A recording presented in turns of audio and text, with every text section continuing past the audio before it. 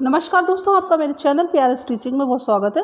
दोस्तों, आज मैं आपको जो पाठ पढ़ाने जा रही हूँ वो कक्षा 8 NCERT की पाठ्य पुस्तक बसंत से संबंधित है और ये एक ऐसी कहानी है जिसे हरिशंकर परसाई के द्वारा लिखा गया है। दोस्तों, इस पाठ को पढ़ाने से पहले मैं सबसे पहले आपको हरिशंकर परसाई जी का संक्षिप्त परिचय कराना चाहूँगी, जिससे आपको ये जानकारी मिल सके कि हरिशंकर परसाई किस तरह के लेखक थे, उनका जन्म कब और कहाँ हुआ आदि। तो आइए आगे बढ़ाते हैं वीडियो को। दोस्तों, इस कहानी के लेखक का नाम है हरिशंकर परसाई। इनका जन्म 22 अगस्त 1924 ईस्वी में हुआ। इनका जन्म स्थान मध्य प्रदेश में होशंगाबाद है। इनके पिता का नाम जुमक लालू प्रसाद और माता का नाम चंपा देवी है। हरिशंकर परसाई जी को एक व्यंग्यकार लेखक के रूप में साहित्य में जाना जाता है। दोस्तों, इन्हें इनके साहित्य के क्षेत्र में उत्कृष्ट कार्य के लिए साहित्य अकादमी पुरस्कार से सम्मानित किया गया। इन्होंने कविताएं जो लिखी जो बहुत ही प्रसिद्ध हैं, उनका नाम है हंसते हैं रोते हैं, जैसे उनके दिन फिरे, ऐसे इस महान लेखक की मृत्यु सन 1995 में हो गई। तो दोस्तों, ये तो थी हरिशंकर परसाई जी से संबंधित महत्वपूर्ण जानकारी। अब मैं इनके द्वारा लिखी गई ये कहानी बस की यात्रा के विषय में आपको विस्तार से जानकारी कराऊंगी। इस यात्रा में लेखक ने अपने मित्रों के साथ एक यात्रा की, उस यात्रा का वर्णन है। ये पाठ यात्रा वृत्तांत शैली में लिखा गया है। दोस्तों, यात्रा वृत्तांत उसे कहा जाता है जिसमें हम किसी भी अपनी यात्रा के संबंध में पूरी जानकारी लिखित रूप में प्रस्तुत करते हैं। तो और साथ ही लेखक ने अपनी इस कहानी में व्यंग्य के माध्यम से भी अपने विचारों को प्रस्तुत किया है। तो दोस्तों, जब आप इस कहानी को पढ़ेंगे तो आपको बड़ा ही मज़ा आएगा। चलिए आगे बढ़ाते हैं वीडियो को। तो दोस्तों, वीडियो को शुरू करने से पहले वीडियो को लाइक करें, चैनल को सब्सक्राइब करें और वीडियो को शेयर ज़रूर करें। बेल आइकन को प्रेस करना ना भूलें, जिससे कि मेरे वीडियोस की जानकारी आप तक अवश्य पहुंच जाए। तो आइए दोस्तों, अब चलते हैं इस पाठ के संबंध में जो महत्वपूर्ण जानकारियां हैं उनको आगे बढ़ाते हैं। इस यात्रा वृत्तांत में लेखक ने अपनी यात्रा के समय होने वाली परेशानियों को, अपने व्यक्तिगत अनुभवों को दर्शाया है। एक बार लेखक अपने दोस्तों के साथ बस से पन्ना जा रहे थे। बस बहुत ही पुरानी थी, जैसा कि आप चित्र में देख रहे हैं कि बड़ी ही खस्ता हाल बस दिखाई दे रही है। इस सफ़र में उन्होंने क्या क्या अनुभव किया, उनके साथ कौन कौन सी घटनाएं हुई और इन्होंने परिवहन निगम की जो बसें होती हैं, अर्थात जो सरकार के द्वारा बसें चलाई जाती हैं, उनकी हालत कितनी ही ख़राब खस्ता होती है। उन बसों में यात्रियों के द्वारा यात्रा करना कितना ही मुश्किल होता है। ये लोग जो यात्री हैं उनकी सुविधाओं का ख्याल ना रखते हुए उनके जीवन के साथ खिलवाड़ करते हैं।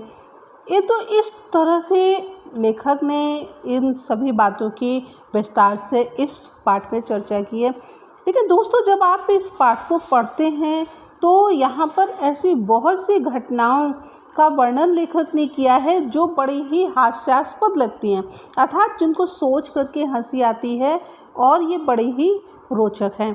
तो आइए अब हम चलते हैं उनकी इस यात्रा के संबंध में जानकारी प्राप्त कर।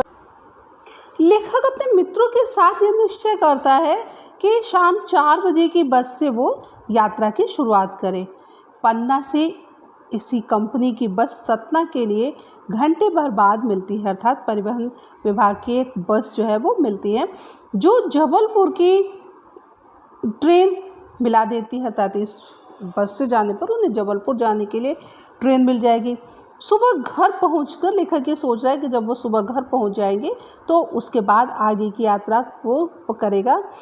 लेखक के साथ जो उसके मित्र हैं उनमें से लेखक ने बताया कि हम और 2 को सुबह काम पर हाजिर होना था, अर्थात उन्हें काम पर जाना था, इसीलिए वापसी का यही रास्ता अपनाना ज़रूरी था, अर्थात वो अपने घर वापस आने के लिए इसी बस से वापस आना चाह रहे थे। लोग, जबकि कुछ लोग ऐसे थे कि जिन्होंने लेखक को इस बस से यात्रा न करने की सलाह दी और उन लोगों ने कहा समझदार आदमी इस शाम वाली बस से सफ़र नहीं करते। क्या रास्ते में डाकू मिलते हैं? नहीं, बस डाकिन है। लोगों का ऐसा विचार था कि रास्ते में डाकू भी मिल सकते हैं, बस है तो बस डाकिन अर्थात बस से भी यात्रियों की मौत हो सकती है। तो इस तरह इस खटारा बस से यात्रा न करने की सलाह लोगों ने लेखक को दी, लेकिन लेखक ने लोगों की बात न मानी और उसने अपनी यात्रा को प्रारंभ किया। लेखक ने जब बस को देखा तो बस की खस्ता हालत को देखकर लेखक के मन में बस के प्रति श्रद्धा का भाव उमड़ पड़ा। खूब वयोवृद्ध थी, अर्थात बस जो थी वो बहुत ही पुरानी हो गई थी, जैसे बहुत बूढ़ी सी लग रही थी। सदियों के अनुभव के निशान लिए हुए थी लोग, इसलिए इससे सफ़र नहीं करना चाहते थे। वृद्धावस्था में इसे कष्ट होगा, यह बस पूजा के योग्य थी, उस पर सवार कैसे हुआ जा सकता है। तो ये लेखक के यहाँ पर विचार है। लेखक ने महसूस किया कि जो बस थी, जैसे कि वृद्धावस्था में लोग बहुत ही कमज़ोर जर्जर हालत में दिखते हैं, ठीक उसी तरह से बस की स्थिति भी थी। और इसीलिए जैसे लोग समाज में, यहाँ पर लेखक ने व्यंग्य भी किया है कि जैसे कि समाज में लोग जो वृद्ध लोग होते हैं उनसे के साथ मेल मिलाप नहीं करते, उनके साथ बैठ के बात नहीं करते, उनसे संपर्क स्थापित नहीं करना चाहते, तो उसी तरह लोग भी इस पुरानी और बस के में यात्रा नहीं करना चाहते हैं। यही कारण रहा है इस पुरानी बसों में लोगों के द्वारा यात्रा न करने का। अब लेखक को ये अनुभव हो रहा है कि ये बस जो है, तो बस की तरह जो लोग वृद्ध होते हैं उन्हें कितना कष्ट होता होगा। जैसे कि बस एक सजीव है, बस को भी बड़ा कष्ट हो रहा होगा। तो ये जो बस है, लेखक ने ये स्वीकार किया कि ये तो पूजा के योग्य थी, उस पर सवार कैसे हुआ जा सकता है।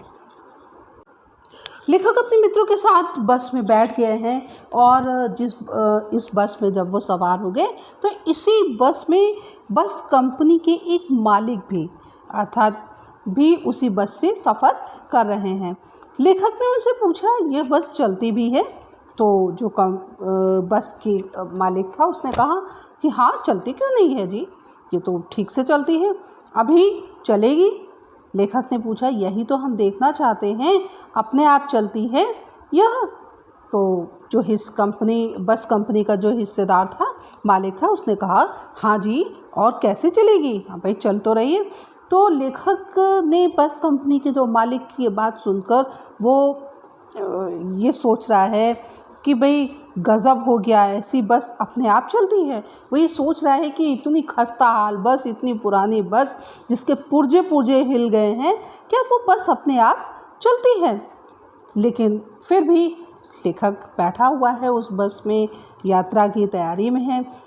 तो और वो अब आगे पीछे करने लगे, आपस में देखने लगे इधर उधर कि भाई हाँ ठीक है, बस चलने वाली है।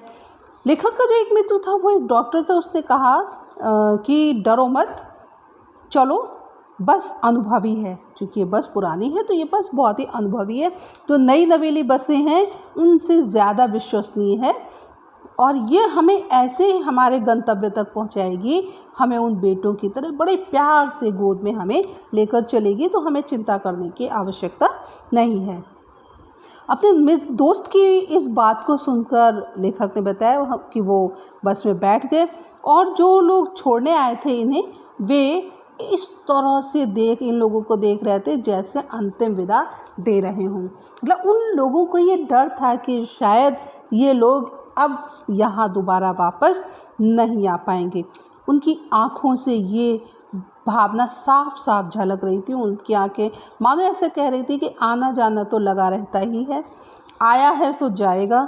राजा, रंग, फकीर, आदमी को कूच करने के लिए एक निमित्त चाहिए। नहीं, वो लोग ये सोच रहे थे कि इस बस की इतनी ख़राब स्थिति है, इतनी खस्ता हाल है, तो इस बस से अब इनका वापस आना तो मुश्किल है। पता नहीं कहाँ पर ये लड़ जाए, कहाँ पर ये बंद हो जाए। तो उनको पूरी उम्मीद थी कि अब ये वापस नहीं आएंगे। लेकिन अंततोगत्वा क्या होता है कि बस का इंजन जो है वो स्टार्ट हो गया और ऐसा लगा कि जैसे सारी बस ही इंजन है, मतलब पूरी बस जो थी वो स्टार्ट होते ही हिल गई। और लेखक को ऐसा महसूस हुआ कि वो इंजन के भीतर बैठे हुए हैं। कांच बहुत कम बचे थे, जो खिड़कियों में कांच लगे होते वो उनकी संख्या बहुत ही कम थी, और जो बचे भी थे उनसे हमें बचना था। जो कांच खिड़कियों में लगे भी थे थोड़े बहुत, वो लेखक को ये देखकर डर लग रहा था कि जो बचे भी हैं तो बस इतनी हिल रही है स्टार्ट होने पर कि वो भी टूटकर उन्हीं के ऊपर गिर सकते हैं। तो लेखक ये सोच रहा था कि उन कांचों से उन्हें बचने का प्रयास भी करना है। लेखक ने आगे बताया कि हम फ़ौरन खिड़की से दूर सरक गए, खिड़की से थोड़ा पीछे की ओर खिसक कर बैठ गए। सरकना मीन्स खिसक कर बैठना। इंजन चल रहा था। लेखक ने बताया उसे ऐसा लग रहा था कि हमारी सीट के नीचे इंजन है। अर्थात जो इंजन की आवाज़ और इंजन का जो चालू होना था वो ऐसा लग रहा था कि वो लेखक की सीट के नीचे ही है।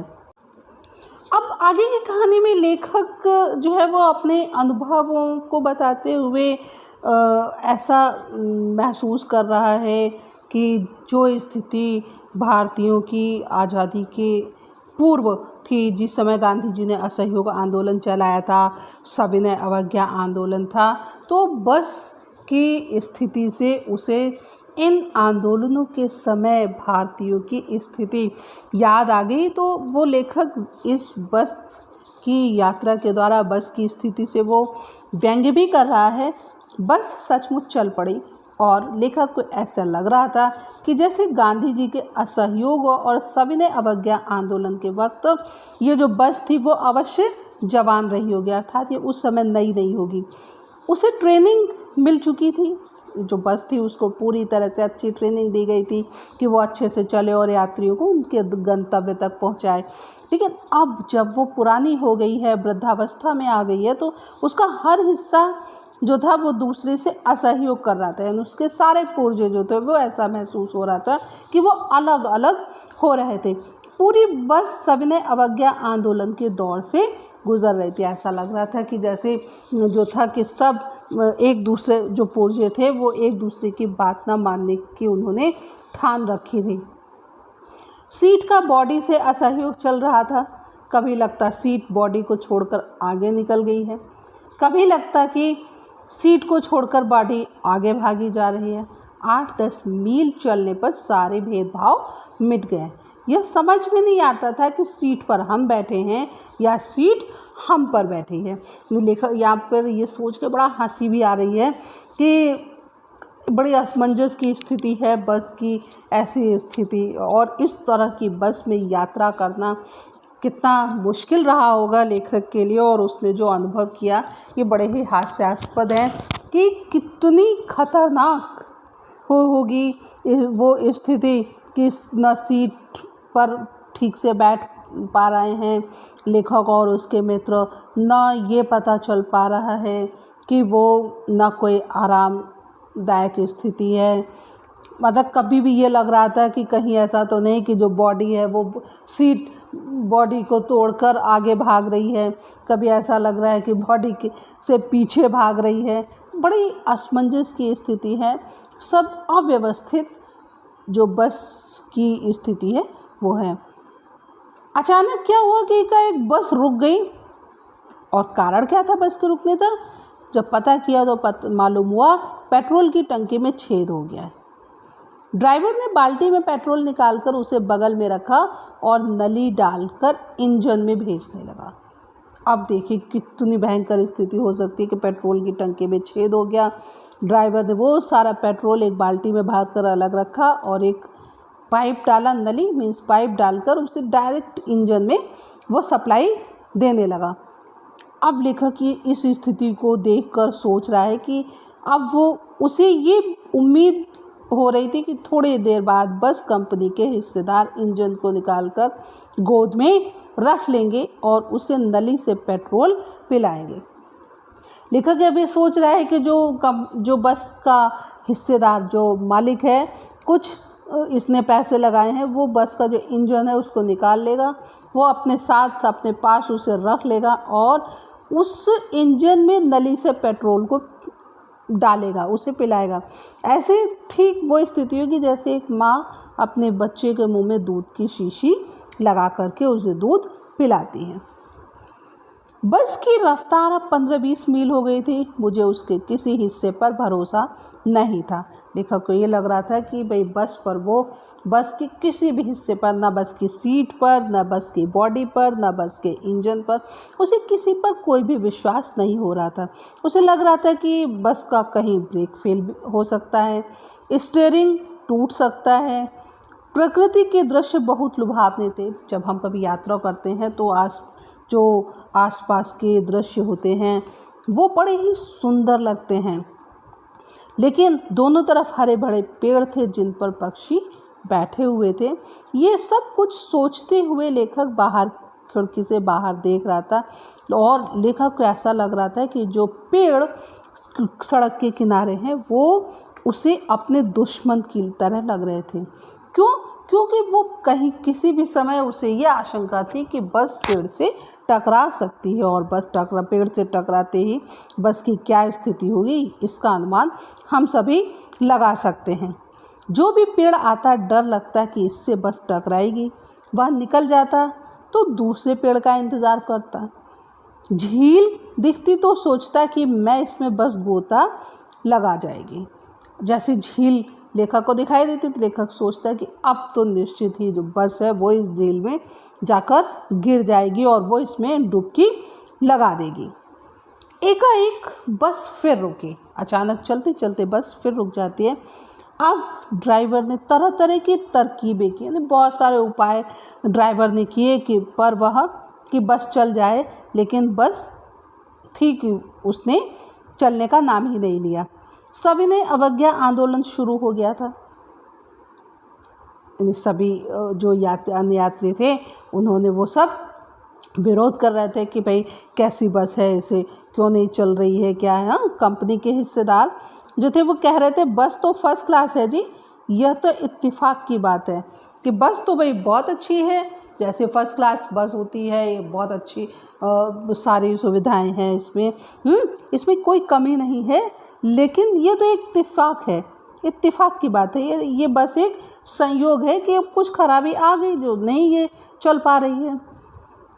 क्षीण चांदनी में वृक्षों की छाया के नीचे वह बस बड़ी ही दयनीय लग रही थी। क्षीण का अर्थ होता है बहुत ही कम, धीमी। चांदनी रात थी, चांदनी जो थी चंद्रमा की वो बहुत ही कम आ रही थी। ऐसे कुछ वहाँ पर वृक्ष बहुत अधिक थे, पेड़ बहुत थे, उनकी छाया में चांदनी जमीन तक कम पहुँच रही थी। तो हल्की चांदनी में जो वो बस दिखाई दे रही थी, पेड़ों के नीचे खड़ी थी, उसकी स्थिति बड़ी ही दयनीय लग रही थी। ऐसा लग रहा था कि जैसे कोई वृद्धा थक कर लेट गई हो। लेखक को ऐसा महसूस हुआ कि जैसे कोई एक वृद्ध स्त्री जब पूरी बहुत थक जाती है, वो थक कर लेट जाती है, वही स्थिति उस बस को देखकर उसे महसूस हो रही थी। लेखक के मन में उसमें यात्रा करने के प्रति उसे ग्लानि हो रही थी, उसे कष्ट हो रहा था कि बेचारी पर लद कर हम चले आ रहे हैं, अगर इसका प्राणांत हो गया तो इस बियाबान में हमें इसकी अंत्येष्टि करनी पड़ेगी। अभी लेखक सोच रहा है कि यहीं पर जहाँ पर कोई ना तो सर्विस सेंटर मिल सकता है ना कुछ है, अगर यहाँ पर ये बस कहीं पर टकरा जाती है तो हम इसकी अंत्येष्टि हमें यहाँ करनी पड़ेगी। अब क्या होता है कि भाई जो कंपनी का हिस्सेदार था उसने काफ़ी प्रयास किया और उसके प्रयास करने से इंजन जो था उसने कुछ उसको ठीक किया और फिर बस आगे चल पड़ी। लेकिन उसकी जो चाल थी, जो उसकी गति थी, वो और भी कम हो गई थी। लेखक ऐसा महसूस कर रहा था कि धीरे धीरे वृद्धा की आंखों की ज्योति जाने लगी, अर्थात जो बस की हेडलाइट्स थी वो बहुत ही धीरे धीरे जल रही थी। तो लेखक को ऐसा लगा जैसे वृद्धावस्था में आँखें जो वृद्धा की हैं, वृद्ध स्त्री की, वो उसकी जो रोशनी है वो जा रही है, उसे बिल्कुल दिखाई नहीं दे रहा है। चांदनी में रास्ता टटोलकर वह रेंग रही थी। केवल चांदनी के सहारे ही वो बस आगे बढ़ रही थी।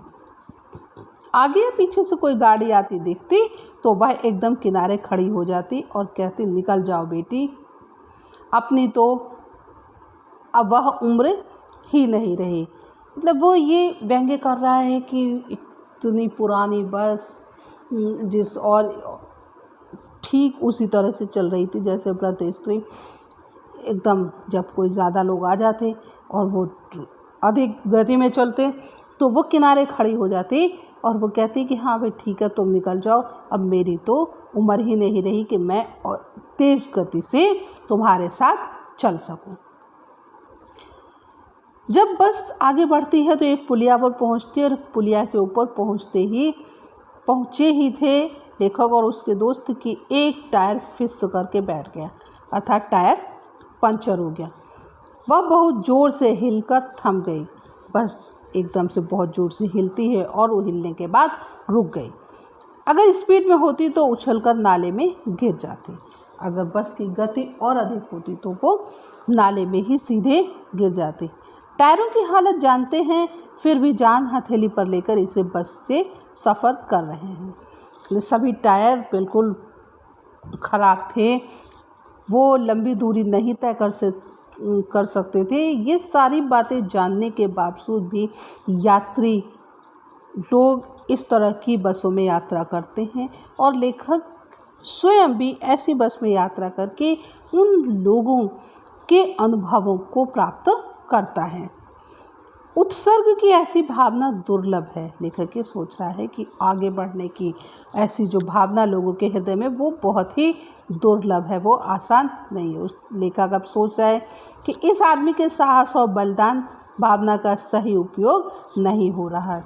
लेखक ये सोच रहा है कि जो कंपनी के जो बस का मालिक है वो जो साहस दिखा रहा है, उसने इंजन को ठीक किया, वो इस बस में यात्रा भी कर रहा है या अन्य जो यात्री भी कर रहे हैं इस बस में यात्रा, तो उनके हृदय में जो बलिदान की भावना है उसका सही उपयोग लोग नहीं कर रहे हैं। इसे तो किसी क्रांतिकारी आंदोलन का नेता होना चाहिए। लेखक ये सोच रहा है कि इसे तो जैसे कि क्रांतिकारी आंदोलन बहुत से आज़ादी के समय आज़ादी को पाने के लिए छेड़े गए, ऐसा ही कोई आंदोलन इसे भी प्रारंभ करना चाहिए था और उसका नेता होना चाहिए था। अगर बस नाले में गिर पड़ती और हम सब मर जाते तो देवता बाहें पसारे उसका इंतज़ार करते। लेखक कह रहा है कि खुदा न खास्ता कि अगर बस नाले में गिर जाती तो जितने भी यात्री उसमें थे वो सभी मर जाते और वो सभी मृत्यु के आगोश में चले जाते, यानी मृत्यु के देवता बाहें पसारे, ऐसा लग रहा था कि उन सभी का इंतज़ार कर रहे हैं। और कहते हैं वह महान आदमी आ रहा है जिसने एक टायर के लिए प्राण दे दिए। और जो मृत्यु के देवता है वो कहते हैं कि कितना महान आदमी है जो एक टायर के लिए, एक टायर पर बस चल रही है उस पर भी यात्रा कर रहा है, उसने अपने प्राण दे दिए, मर गया पर टायर नहीं बदला। ये आदमी जो है वो समझौता नहीं कर रहा है और आगे बढ़ता जा रहा है, उसके पास जो भी साधन है। अब बस का जो दूसरा टायर वो भी घिस गया था और लेकिन फिर भी बस लगातार चल रही थी। अब हमने वक्त पर पन्ना पहुंचने की उम्मीद छोड़ दी थी। लेखक का जो गंतव्य था वो पन्ना था, तो लेकिन लेखक को ये लग रहा था कि अब वो अपने गंतव्य तक नहीं पहुंच पाएगा। पन्ना कभी भी पहुंचने की उम्मीद छोड़ दी थी। पन्ना क्या कहीं भी कभी भी पहुंचने की उम्मीद छोड़ दी थी। लेखक को अब लग रहा था कि वो अब कहीं भी नहीं पहुंच पाएगा। लगता था ज़िंदगी इसी बस में गुजारनी है और इससे सीधे उस लोक को प्रयाण कर जाना है। उसे लेखक को अब पूरा तरह से ये विश्वास हो गया था कि अब वो इस बस से नहीं बचेगा कि वो और भी कोई यात्रा कर सके। ये उसकी अंतिम यात्रा होगी और वो इस बस के द्वारा मृत्यु को प्राप्त हो जाएगा। इस पृथ्वी पर उसकी कोई मंजिल नहीं है। हमारी बेताबी तनाव खत्म हो गए। हम बड़े इत्मीनान से घर की तरफ बैठ गए। चिंता जाती रहे, हंसी मजाक चालू हो गया। तो यहाँ पर लेखक ने ये बताया कि वो सारी चिंताएं छोड़ चुका था, उसको अपने जीवन का सत्य पता लग गया और जीवन का सत्य यही है कि जिसकी मृत्यु हुई है उसका जन्म निश्चित है और जिसका जन्म हुआ है उसकी मृत्यु निश्चित है। तो लेखक ने इस बात को स्वीकार कर लिया था और अब उसके मन में जितनी भी चिंताएं थी, जो भी कष्ट थे, वो सारे वो भूल गया था। तो दोस्तों यहाँ पर लेखक ने इन अपने व्यक्तिगत अनुभवों के द्वारा जो समाज में ऐसे लोगों पर व्यंग्य किया है कि जो अपने लाभ के लिए दूसरों की जान के साथ खिलवाड़ करते हैं, लोगों की सुख सुविधा का ध्यान न रखते हैं, केवल अपने स्वार्थ को सर्वोपरि मानते हैं। तो उम्मीद है कि दोस्तों ये कहानी आपको बहुत अच्छी लगी होगी और डॉक्टर हरिशंकर परसाई के द्वारा जो इन्होंने संदेश दिया है कि हमें अपने स्वार्थ की पूर्ति को सर्वोपरि न मानकर लोगों के हित को सर्वोपरि मानना चाहिए। इस संदेश के साथ ही मैं अब आपको एक फिर नए वीडियो के साथ हमारी मुलाकात होगी। तब तक के लिए दोस्तों नमस्कार। दोस्तों एक आपसे रिक्वेस्ट है कि वीडियो को लाइक करें, शेयर करें और चैनल को सब्सक्राइब ज़रूर कर दें।